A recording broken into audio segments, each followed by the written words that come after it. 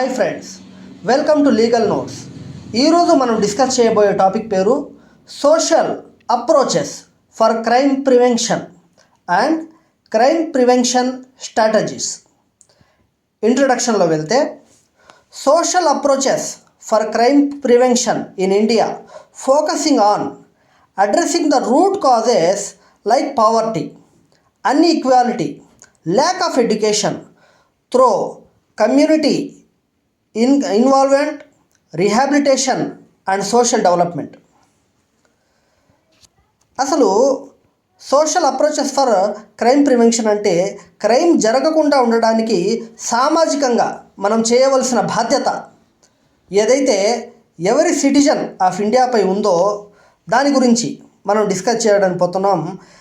That focusing on causes like poverty, పేదరికం, inequality, ఒకరికి మధ్య భేదాభిప్రాయాలు ఉండడం, మరియు ల్యాక్ ఆఫ్ ఎడ్యుకేషన్, చదువు లేకపోవడం, ఇలాంటి కమ్యూనిటీ ఇన్వాల్వ్మెంట్ మరియు రీహాబిలిటేషన్ టెక్నిక్స్ ద్వారా ఈ ప్రివెన్షన్ ఆఫ్ క్రైమ్ అనేది మనం చేయవచ్చు.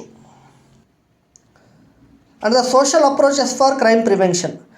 అసలు ఆ క్రైమ్ ప్రివెన్షన్ సోషల్ అప్రోచెస్ ఏవంటే, first one community based prevention, second developmental social intervention, third one is rehabilitation and reintegration, fourth one is social cohesion and public spaces. ఈ 4 exam point of వ్యూలో మనం రాయాల్సింది. First one community based prevention encourages residents to take active role in local safety through neighborhood watch groups and enhancing the community policy, improve trust between the residents. మనం చూసాం మణిపూర్లో ఏం జరిగిందో. Manipur government జరిగిన అల్లర్లకి కారణం ఒకే ఒక మాట చెప్పింది, మిమ్మల్ని మీరు రక్షించుకోవాలి, పోలీసులు రక్షించరు అని. అలాగే దీంట్లో క్రైమ్ రిడక్షన్, క్రైమ్ని ప్రివెంట్ చేయడానికి ఒకటే ఒక మాట చెప్తున్నారు, కమ్యూనిటీ బేస్డ్ ప్రివెన్షన్. అంటే మీరు ఇరుగు పొరుగు వారితో స్నేహంగా ఉండి అసలు ఏం జరుగుతుంది అన్న దాని గురించి మీకు మీరు తెలుసుకొని ఉండాలన్నమాట. అందరితో కలివిడిగా ఉండి అసలు మన సమాజంలో ఎటువంటి అరాచక శక్తులు ఉన్నాయి, వాటి నుండి మనం ఎలా విడిగా ఉండాలి అన్న దాని గురించి మనమే ఒక స్నేహపూర్వకంగా మెలగాలన్నమాట. Next one is developmental social intervention addresses the socio economical factors. దీంట్లో ఏం చెప్తున్నారంటే, సోషో ఎకనామికల్ ఫ్యాక్టర్స్ కూడా సామాజిక మరియు ఆర్థికపరమైన కారణాలు కూడా ఇటువంటి క్రైమ్స్ చేయడానికి దోహదపడతాయి. అవే కారణాలంటే such as poverty and unemployment. 1 పేదరికం, 2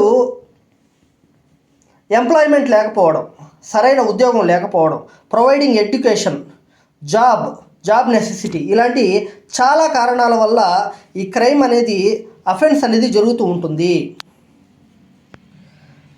third one rehabilitation and reintegration. Rehabilitation అంటే అతని యొక్క వ్యక్తిత్వాన్ని, ఎవరైతే అఫెన్స్ చేస్తారో వారి యొక్క వ్యక్తిత్వాన్ని మార్చాలి త్రూ వెకేషనల్ ట్రైనింగ్. ఎక్కువగా ప్రిజన్స్లో మనం చూస్తూ ఉంటాం, జైలు శాఖల్లో ఎక్కువగా వెకేషనల్ ట్రైనింగ్ చేస్తారు. ఏ వృత్తి అతను చేస్తాడో, ఏ వృత్తిలో అయితే అతనికి ఇంట్రెస్ట్ ఉంటుందో ఆ వృత్తిని ఒక ప్రిజన్లో ఆ అఫెండర్కి చేపిస్తారన్నమాట. చేపించి ట్రైనింగ్ ఇస్తారు.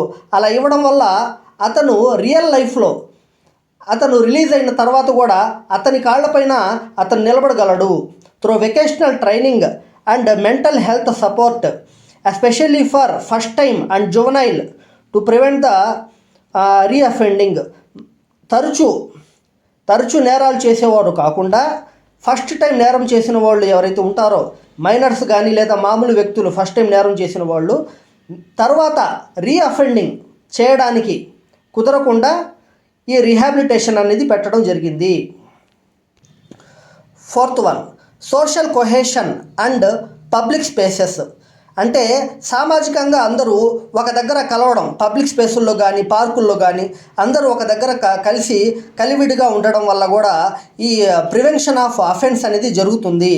Foster a sense of community in increasing the safety including improving the lighting and creating safe public spaces to reduce the environmental opportunity for crime. ఎక్కువగా కొన్ని ప్రదేశాలు ఉంటాయి, పాతబడిన స్థలాలు, కొన్ని ఏరియాల్లో ఏంటంటే లైటింగ్ సరిగ్గా ఉండదు.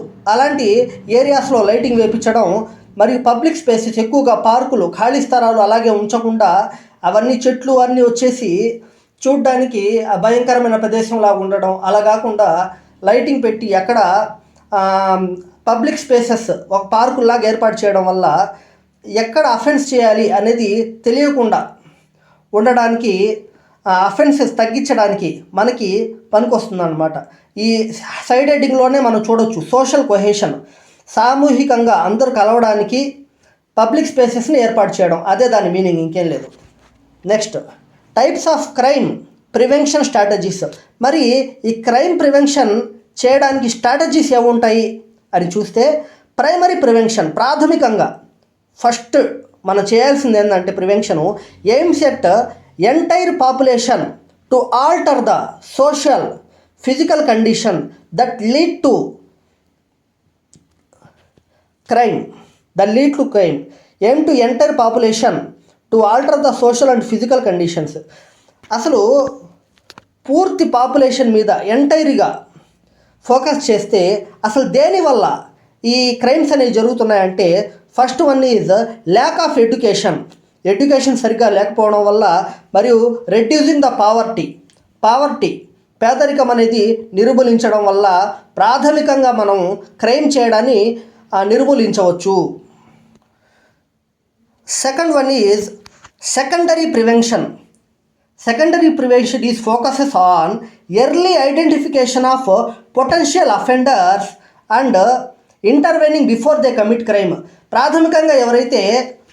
ప్రాథమికంగా ఫస్ట్ టైం ఎవరైతే అఫెన్స్ చేస్తారో వారిని పెరోల్ పైన కానీ ప్రొబేషన్ ఆఫ్ అఫెండర్స్ యాక్ట్ పైన వాళ్ళని రిలీజ్ చేస్తారు. రిలీజ్ చేసిన తర్వాత ప్రొబేషన్ ఆఫీసర్ ఎవరైతే ఉంటారో ఆ ప్రొబేషన్ ఆఫీసర్ ఖచ్చితంగా అతన్ని కనిపెట్టుకుని ఉంటాడు. అతను వేరే తప్పు చేయకుండా, అతను వేరే తప్పు ఒకవేళ చేయబోతూ ఉంటే అఫెన్సు, దాన్ని ముందుగానే అడ్డుకోవడం జరుగుతుంది.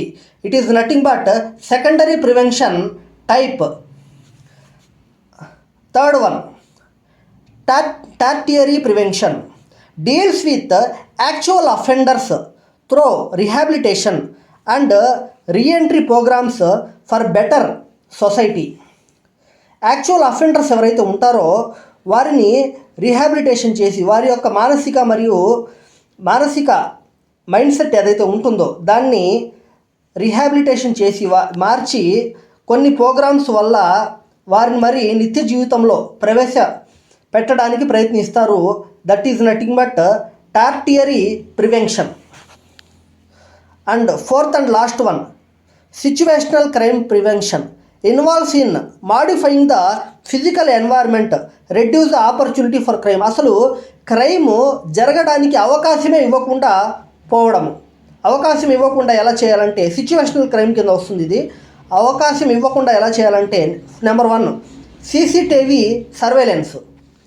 ప్రతి దగ్గర కూడా రోడ్డు ఆవరణలో కానివ్వండి, ఎక్కడైతే ఖాళీ ప్రదేశాలు లేదా రద్దీ ప్రదేశాలు ఉంటాయో అక్కడ ఖచ్చితంగా సీసీటీవీ సర్వేలెన్స్ పెట్టడం వల్ల మరియు స్ట్రీట్ లైట్స్ ఏర్పాటు చేయడం వల్ల చాలా వరకు క్రైమ్ని నివారించవచ్చు అన్నమాట. Thank you for watching this video friends.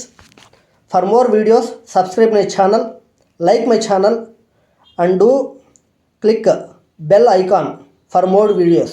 Thank you friends.